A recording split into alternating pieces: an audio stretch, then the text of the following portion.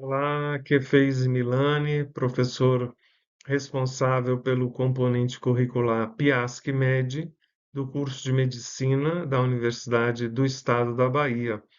Sejam bem-vindos a essa aula sobre determinantes da saúde, que faz parte do PIASC-MED.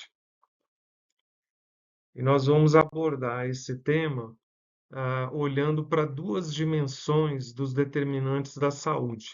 Uma dimensão coletiva, que são os determinantes sociais da saúde, onde a gente analisa os impactos que os fatores sociais, econômicos, culturais têm sobre a saúde da população como um todo, e os determinantes subjetivos da saúde, onde a gente vai olhar para um nível mais individual dos fatores subjetivos de cada pessoa que também impactam a sua saúde.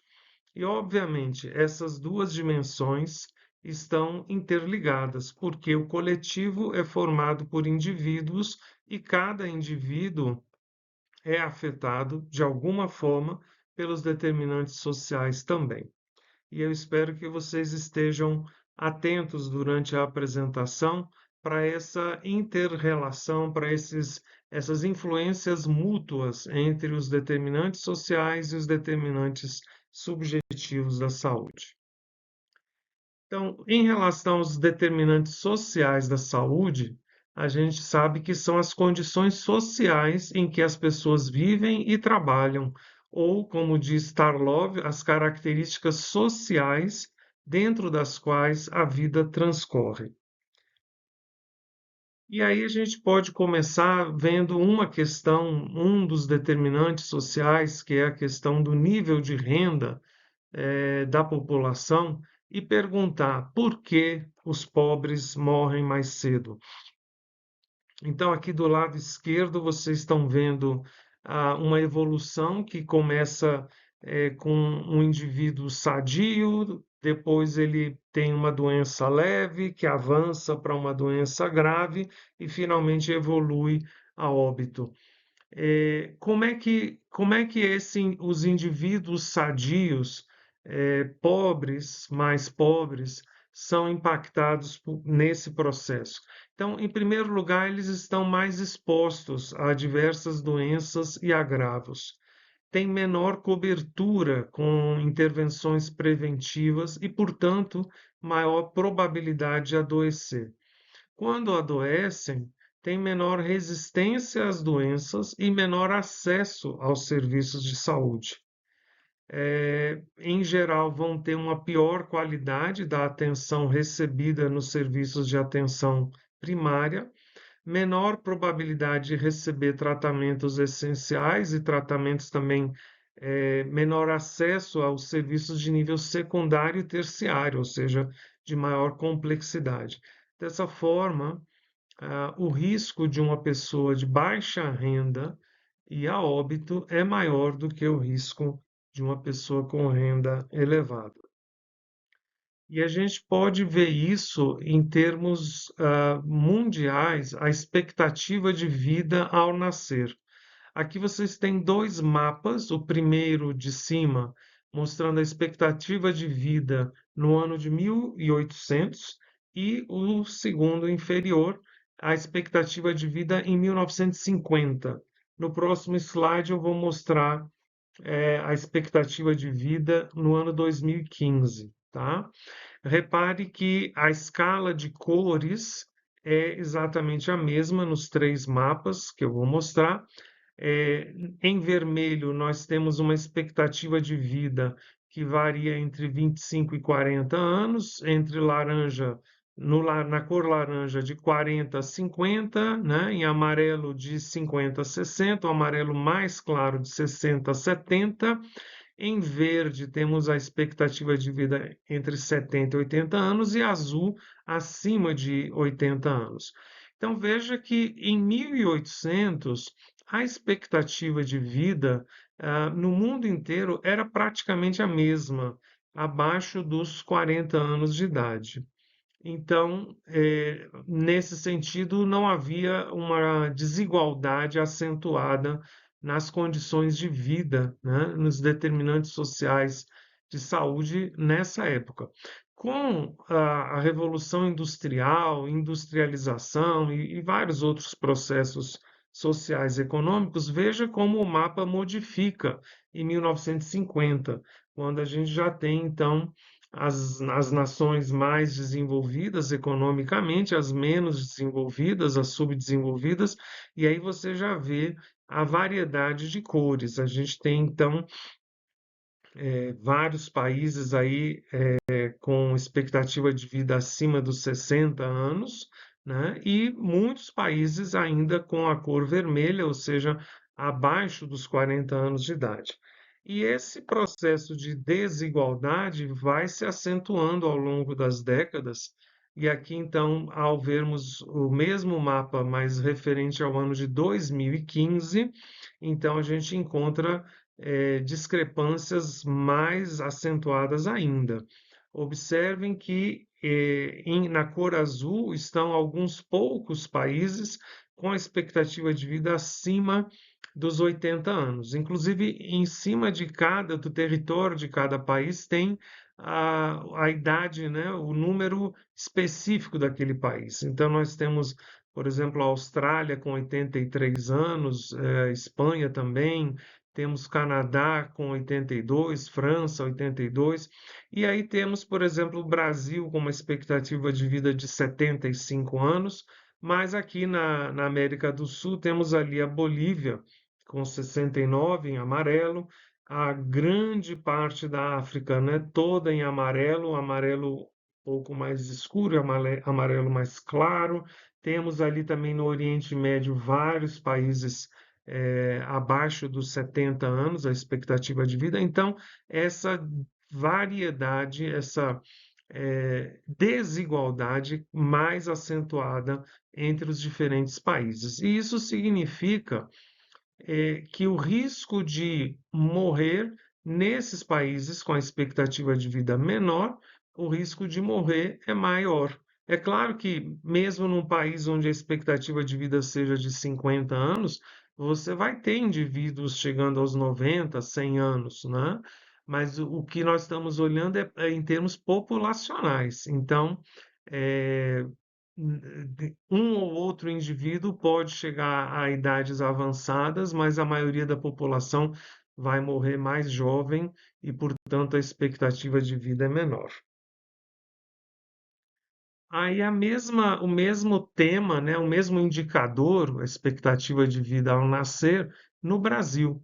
Então veja aqui no mapa do Brasil em miniatura, nós temos a média nacional em 2019, que era de 76,6 anos, mas quando a gente detalha isso por estado, você vai ver as desigualdades também reproduzidas dentro do próprio país. Então, nós temos alguns estados bem acima dessa média, temos aí Santa Catarina com 79,9, temos o Rio Grande do Sul 78,5, enfim, Paraná 77,9 e assim vai.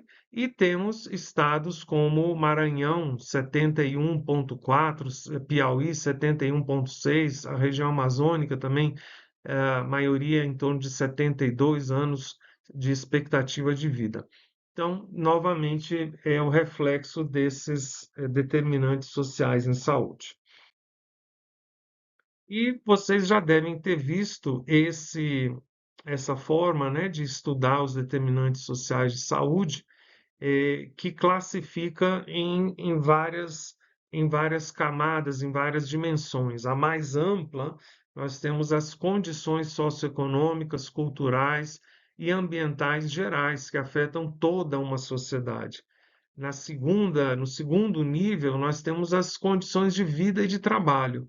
E aí vão entrar diferentes fatores: o ambiente de trabalho, a educação, a produção agrícola e de alimentos, a questão do desemprego, água e esgoto, serviços sociais de saúde, habitação, né? Todos são fatores que são diretamente afetados pelas condições socioeconômicas ambientais e que vão refletir também na próxima O próximo nível, que são as redes sociais e comunitárias, dentro das quais está o estilo de vida dos indivíduos e, finalmente, os fatores bem individuais, biológicos, né, de idade, sexo e fatores hereditários. Então, esses diferentes fatores e determinantes interagem entre si, resultando no nível de saúde da população.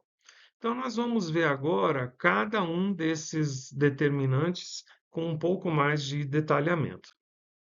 Então, começando então de dentro para fora, né? Os fatores biológicos e genéticos, né? Então, a diversidade genética de uma população vai afetar a saúde da mesma. As diferenças biológicas de gênero, né? Obviamente, existem doenças específicas do sexo masculino, outras do sexo feminino. A questão da nutrição e dieta, o funcionamento dos sistemas orgânicos, né? Os processos de maturação e envelhecimento, então também existem doenças próprias da infância, doenças que incidem muito mais nos idosos, né? Então, tudo isso tem os processos ligados à puberdade, ao climatério, tudo isso vai impactar, é um fator biológico, né, que vai impactar na saúde. Nos fatores individuais e estilos de vida, então a gente tem a conduta do indivíduo, suas crenças, valores, né? Se ele valoriza a saúde, se ele tem uma consciência de autocuidado, né? A bagagem histórica e visão de mundo, sua atitude ante o risco e a visão da sua saúde futura, sua capacidade de comunicação, sua capacidade de lidar com o estresse e de adaptação às circunstâncias de sua vida. Então, realmente aqui o estilo de vida, né, também, óbvio, vai ter um impacto muito grande na saúde. Temos as influências comunitárias e o suporte social. Então, por exemplo, começa aqui falando de pressão grupal, um fator muito que influencia muito a saúde da população adolescente, né? A pressão dos pares, né? Que pode se dar como um fator protetor quando é um grupo de pares no qual o adolescente se insere, é um grupo saudável, ou pode se dar na direção contrária, né, como um fator de risco, quando a pressão do grupo é pelo uso de drogas, é pelo sexo desprotegido, enfim, outros comportamentos de risco. A imunidade de rebanho, né, que é então um fator importante para a necessidade da vacinação da população, o grau de coesão e confiança que existe dentro da sociedade, então isso traz um sentimento de segurança e bem-estar, as redes de suporte social, a participação em atividades e grupos comunitários, o nível de integração familiar, as redes de amizades. Tudo isso influencia a saúde. Outro fator, obviamente, é o acesso a serviços de saúde. Mas veja quantas coisas que, independente do acesso aos serviços de saúde, já trazem, né, uma influência importante na saúde, no processo saúde e doença de cada indivíduo e da coletividade. Então, a forma de organização da atenção à saúde da população é um fator importantíssimo. Nós tivemos durante muitos anos no Brasil o modelo hospitalocêntrico de atenção à saúde. Então, toda a atenção à saúde era concentrada em hospitais, haviam nas grandes cidades alguns poucos hospitais de grande porte para onde toda a população precisava a correr, seja em casos realmente de que necessitam de uma alta complexidade, seja casos que poderiam ser facilmente resolvidos na atenção primária. Esse modelo foi substituído, tem sido substituído pela estratégia de saúde da família, que preconiza um processo de atenção à saúde descentralizado, com unidades de saúde da família próximas das residências das pessoas, com equipes de saúde responsáveis por aquela população adscrita. Então, é um outro modelo de saúde que vai impactar na saúde da população. Outro fator é a acessibilidade, e ela precisa se dar tanto do ponto de vista geográfico, quanto econômico, cultural e funcional, né? Muitas unidades de saúde você ainda encontra que não tem um acesso que permita pessoas com necessidades físicas, né, necessidades especiais, acessarem, pessoas com deficiência acessarem a unidade de saúde. A cobertura populacional, ou seja, quantos por cento da população está coberta por essas estratégias de saúde, a qualidade da atenção, os programas de prevenção das doenças e agravos de maior incidência e o alcance das atividades de educação e saúde. Tudo isso também é relevante. Temos, obviamente, as condições de vida e de trabalho. Então, a moradia, o emprego, a educação, né? Não precisa de muita explicação para entender o quanto que cada uma dessas condições vai impactar a saúde das pessoas. E, finalmente, a dimensão mais ampla, né, as condições socioeconômicas, culturais e ambientais. Então, estamos olhando para as características estruturais da sociedade, a economia, o meio ambiente, e essas características também estão ligadas às prioridades políticas e às decisões de governo. Nesse nível, entende-se a saúde como um componente essencial do desenvolvimento humano. Então, por exemplo, uma sociedade como a brasileira, onde existe um histórico, né, de racismo estrutural, racismo institucional, essa é uma característica, né, cultural, socioeconômica, que impacta tremendamente a saúde da população. Então, nós precisamos olhar para isso também.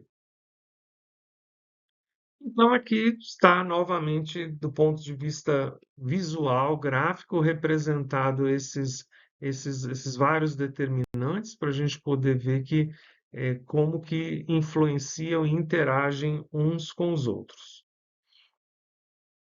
Então, vamos falar um pouco também dos determinantes subjetivos de saúde. E aí, obviamente, tem a ver com a subjetividade, com a individualidade de cada pessoa. E aqui, então, nós estamos olhando para os fatores emocionais, cognitivos e psicológicos que afetam a saúde individual. E esses determinantes estão relacionados à personalidade, aos pensamentos, aos sentimentos e às relações interpessoais. Eles são tão importantes quanto os determinantes sociais de saúde, pois influenciam significativamente o bem-estar das pessoas e sua capacidade de lidar com situações estressantes e doenças. Esses determinantes subjetivos, eles podem afetar a percepção e o relato da própria saúde, bem como a adesão ao tratamento e aos cuidados de saúde. Aqui é importante destacar que muitas vezes, né, enquanto a gente é estudante de medicina, a gente pensa muito que o sucesso do trabalho médico é realmente ser capaz de fazer o diagnóstico correto e a prescrição mais adequada. Claro que isso é essencial, né? Mas não é suficiente, porque tem muitos outros fatores que vão influenciar. E aqui está falando a percepção da própria saúde, a adesão ao tratamento. Então, se essa pessoa, por exemplo, não tem esperança de uma vida melhor, se ela não tem perspectiva de vida, se ela não desenvolveu o mínimo de amor próprio para ter um autocuidado, né? Se ela não confia nos serviços de saúde, e no profissional médico, tudo isso vai afetar a adesão ao tratamento e, obviamente, o sucesso do tratamento. Esses determinantes subjetivos, como eu já comentei, também são influenciados por fatores sociais e econômicos, como acesso a recursos e oportunidades, bem como pela cultura e valores da sociedade. Então, não é ou uma coisa ou outra, é a gente justamente poder olhar para esses determinantes sociais e subjetivos de uma forma integrada e perceber essas conexões. Então, entre os determinantes subjetivos de saúde, a gente pode destacar o estresse e a ansiedade, a autoestima e esse senso de autoeficácia, a percepção de controle, o suporte social, as atitudes e crenças. E aí, como que você acha que essas questões afetam a saúde humana?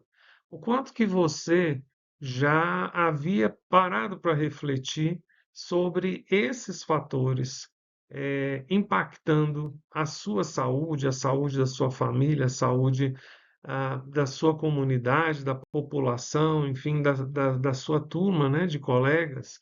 Como é que esses fatores afetam a saúde de todos vocês? Vamos então ver um pouquinho sobre alguns desses determinantes subjetivos.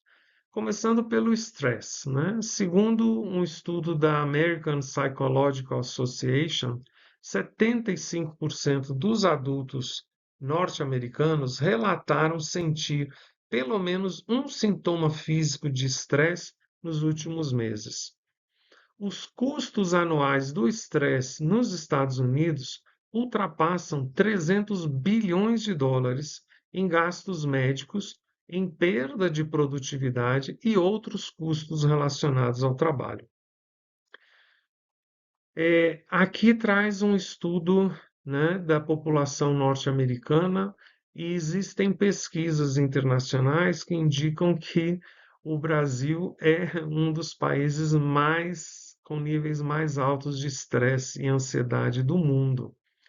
Então, o dado é norte-americano, a gente pode tranquilamente inferir que no Brasil é isso ou é pior do que isso. A grande questão não é o estresse agudo, que todos nós estamos sujeitos quando ocorre uma coisa, vamos dizer, que exige uma reação imediata e a gente, enfim, vem aquele estresse, você toma uma ação, você faz alguma coisa e resolve, digamos, a questão e você volta ao seu estado de equilíbrio. A grande questão é o estresse crônico. Então, esse estresse que persiste, né, ao longo do tempo, porque ele pode aumentar em 50% o risco de desenvolver doenças cardíacas, diabetes, obesidade e depressão. Ou seja, as doenças crônicas não transmissíveis, que é a principal carga de doenças no mundo hoje em dia, estão diretamente ligados a esse fator do estresse crônico. A gente tende a pensar no estresse como uma coisa externa, mas não é o externo. O estresse é a nossa reação a esse fato, ou fator, ou situação externa. Então, na verdade, a grande questão do estresse reside em como que a gente lida com as frustrações, decepções, enfim, com os percalços da vida no dia a dia, com os grandes momentos de crise, de desafios que a gente passa, como que a gente lida com isso? Porque existem pessoas que, diante do menor problema, da situação mais simples ou banal, geram uma carga alta de estresse, e tem pessoas que, mesmo diante de situações bem complicadas e graves, conseguem lidar de uma forma muito mais tranquila, muito mais centrada, com muito mais confiança e tranquilidade. Então, eh, quando falar de estresse, não pensem no externo, pensem no interno, como que a gente lida com essas questões que são inevitáveis, fazem parte da vida de todos nós. A depressão, né? A depressão, segundo a OMS, afeta cerca de 4,4% da população global, isso daria mais ou menos 320 milhões de pessoas. É a principal causa de incapacidade em todo o mundo e a OMS prevê que até 2030, daqui a pouco tempo, a depressão se tornará a doença mais prevalente do mundo. E eh, seguindo aqui no rodapé, né, chama atenção para o fato de que a depressão não apenas prejudica a qualidade de vida, mas também contribui de maneira considerável para a carga global de doenças, porque ela afeta as capacidades de trabalhar, de estudar, de comer, de socializar. É uma doença muito grave, ela precisa ser levada com muita seriedade.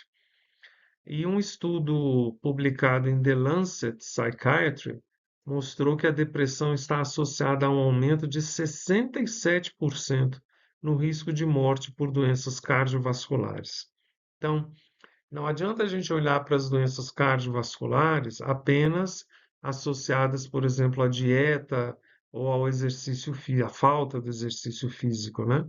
Existem esses fatores subjetivos, esses fatores psicológicos também de grande importância na, na incidência dessas doenças. Autoestima. Não sei se vocês já tinham pensado na autoestima como um determinante de saúde, mas porque ela está diretamente relacionada à saúde mental e física. De acordo com um estudo realizado pela Universidade de Basel, na Suíça, em 2019, as pessoas com elevada autoestima apresentam uma probabilidade 21% menor de desenvolver problemas de saúde crônicos. E, por outro lado, um estudo da Universidade de Pittsburgh, a baixa autoestima está associada a uma maior probabilidade de desenvolver depressão, ansiedade e outros transtornos mentais. Então, é importante a gente procurar entender com mais consistência o que é autoestima, porque é um conceito que, numa sociedade capitalista, foi bastante banalizado. Então, enfim, troque o seu penteado, troque a sua roupa, compre esse celular, use essa outra dentadura, troque seus dentes e isso vai resolver sua autoestima.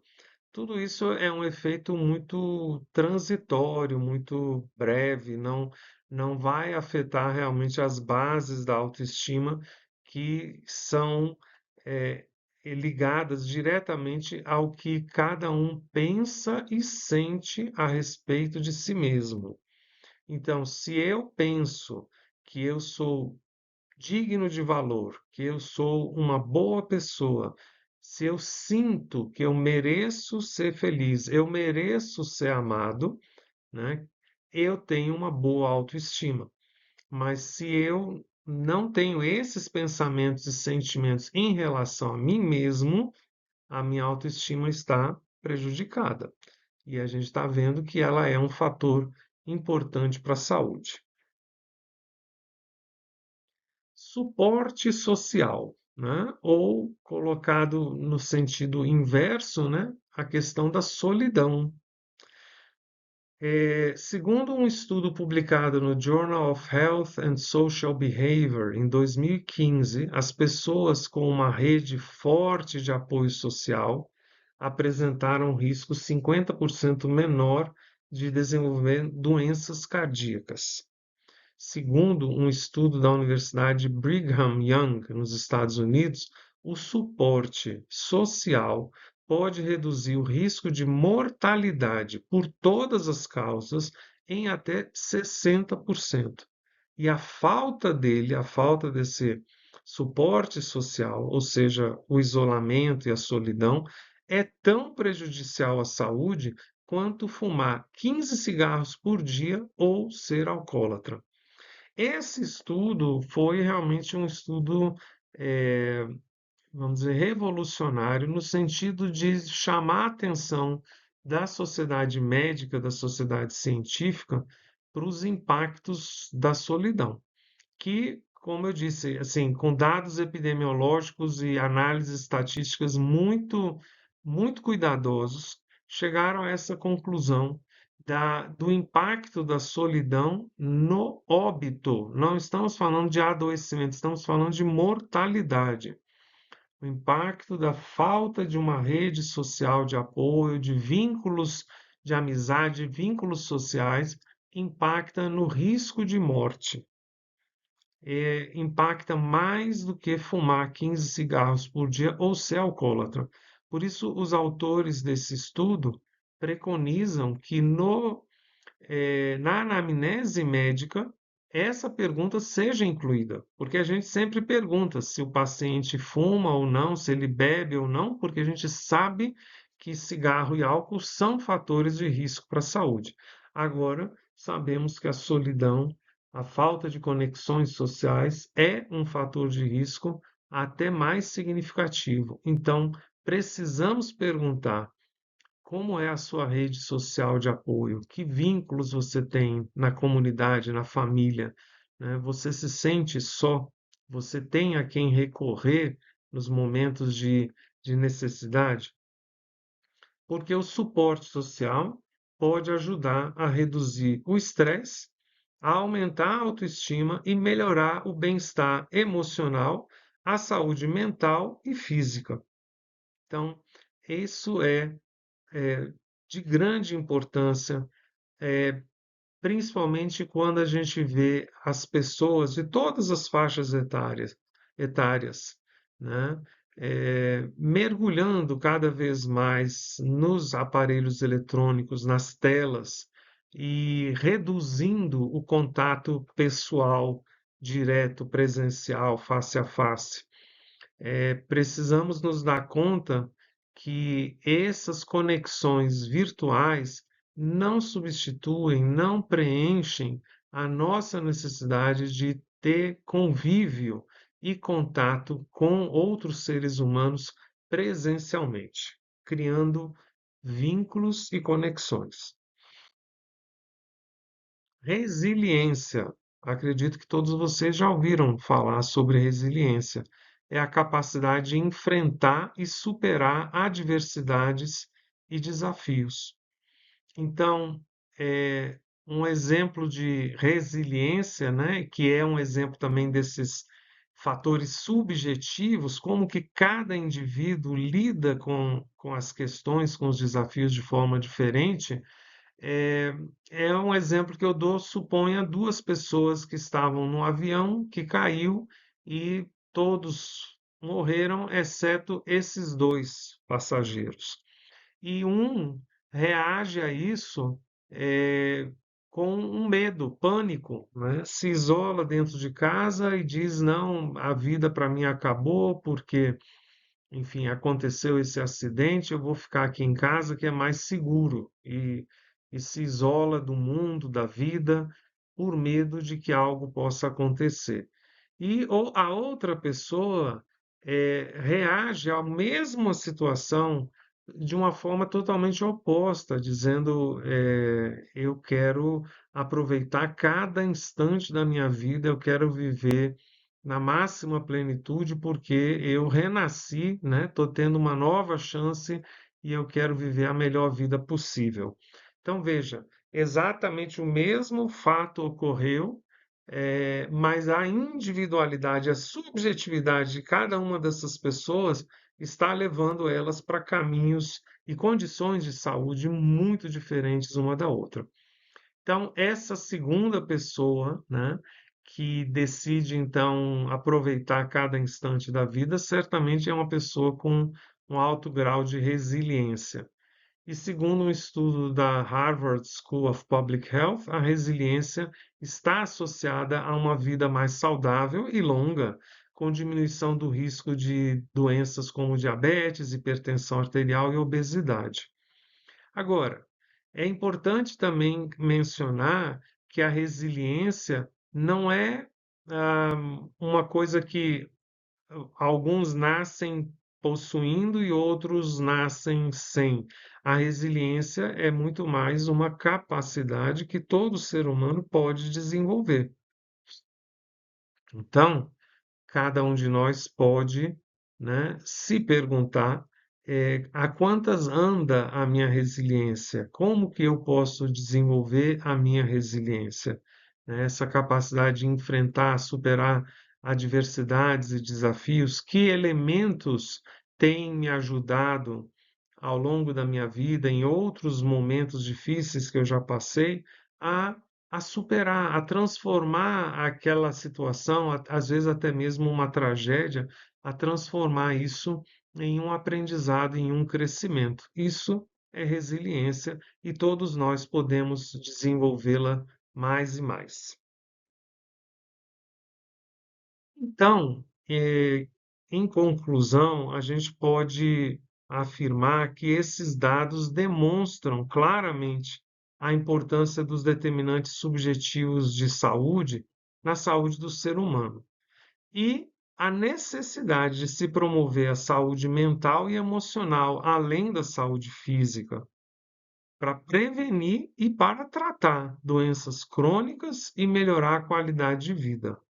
Então, se a gente entende que saúde não é meramente a ausência de doenças, mas é bem-estar, é qualidade de vida, é poder usufruir, né, a vida como um todo, então não basta a saúde física, a gente precisa também da saúde mental e emocional, e nós, como médicos, temos um papel a desempenhar nisso também. Então, saúde mental não pode ser uma preocupação apenas dos psiquiatras ou dos psicólogos, é de todo médico pode e deve contribuir para isso. De fato, não existe saúde sem saúde mental. Não há como separar a dimensão física da dimensão mental e emocional. Então, sempre que a gente estiver pensando e falando em saúde, necessariamente a saúde mental precisa estar sendo percebida, porque ela está incluída. Se a gente não consegue enxergar, é uma limitação, uma deficiência nossa, né? Sempre a saúde é é integral, sempre é multidimensional.